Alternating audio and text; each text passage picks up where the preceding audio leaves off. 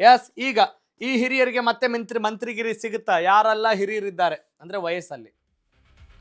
ಜಮೀರ್ ಅಹಮದ್ ಖಾನ್ ಚಾಮರಾಜಪೇಟೆಯ ಶಾಸಕರು, ಈ ಮುಂಚೆ ವಸತಿ ಸಚಿವ ಸ್ಥಾನವನ್ನು ಅಲಂಕರಿಸಿದಂಥವರು. ಇನ್ನು ತೋಟಗಾರಿಕೆ ಇಲಾಖೆಯ ದಾವಣಗೆರೆ ಉತ್ತರದ ಎಸ್ ಮಲ್ಲಿಕಾರ್ಜುನ್ ಆಗಿರ್ಬೋದು, ಕಾರ್ಮಿಕ ಇಲಾಖೆ ನಿಭಾಯಿಸಿದಂಥ ಸಂತೋಷ್ ಲಾಡ್ ಆಗಿರ್ಬೋದು, ಸೋನ್ ಎಲ್ಲ ಬಹುತೇಕರು. ಶಿವರಾಜ್ ತಂಗಡಗಿ ಕನಕಗಿರಿ ಕ್ಷೇತ್ರದ ಶಾಸಕರು, ಸಚಿವರಾದಂಥವರು. ಬೆಳಗಾವಿ ಗ್ರಾಮೀಣದ ಲಕ್ಷ್ಮೀ ಹೆಬ್ಬಾಳ್ಕರ್, ಇನ್ನು ಮಂಕಾಳ್ ವೈದ್ಯ ಭಟ್ಕಳದ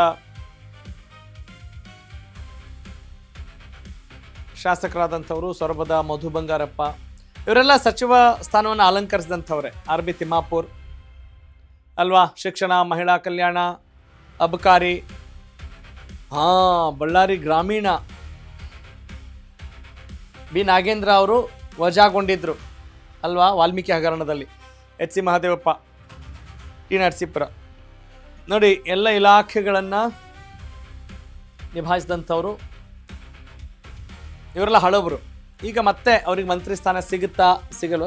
ಬಹುತೇಕ ಇವರಿಗೆಲ್ಲ ಸಿಗುತ್ತೆ ಅನ್ನೋದಿದೆ. ಯಾಕಂದರೆ ಬ್ಯಾಟಿಂಗ್ ಹಂಗೆ ಮಾಡಿದ್ದಾರೆ. ಸಿದ್ದರಾಮಯ್ಯನವರು ಮುಖ್ಯಮಂತ್ರಿ ಸ್ಥಾನದಿಂದ ಕೆಳಗಿಳಿದಾಗ, ರಾಜೀನಾಮೆನ ಕೊಟ್ಟಾಗ, ನಾನು ಯಾಕ್ರಿ ಇನ್ನೂ ಅವಕಾಶ ಇತ್ತು, ನಾನು ಇಳಿತಾ ಇದ್ದೀನಿ ಅಂತ ಹೇಳಿದ್ರೆ ಅಟ್ಲೀಸ್ಟ್ ನಾನು ಹೇಳ್ದಂಗೆ ನಡಿಬೇಕಲ್ಲ ಅನ್ನುವ ಭಾವನೆ ಇರುತ್ತೆ. ಹೀಗಾಗಿ ಇದನ್ನ ನಾವು ಡಿಸ್ಕಸ್ ಮಾಡ್ಬೋದು.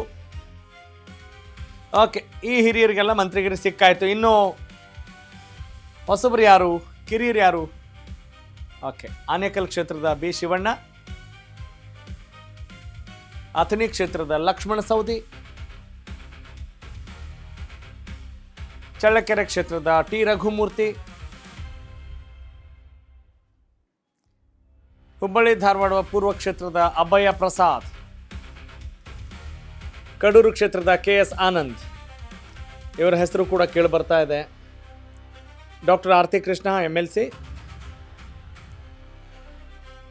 ಬಹುತೇಕ ಫಸ್ಟ್ ಟೈಮ್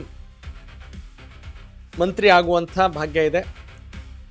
SR ಗುಬ್ಬಿ ಶ್ರೀನಿವಾಸ್, ಶಾಂತಿನಗರದ ಎನ್ಯ ಹ್ಯಾರಿಸ್, ಇನ್ನು ವಿಜಯನಗರದ ಎಂ ಕೃಷ್ಣಪ್ಪ,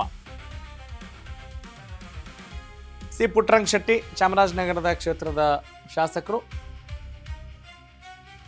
ಎಸ್, ಇವರೆಲ್ಲ ಹೊಸಬ್ರು ಹಳಬ್ರು, ಫಸ್ಟ್ ಟೈಮು, ಅಂದರೆ ಯಂಗ್ ಎನರ್ಜೆಟಿಕ್.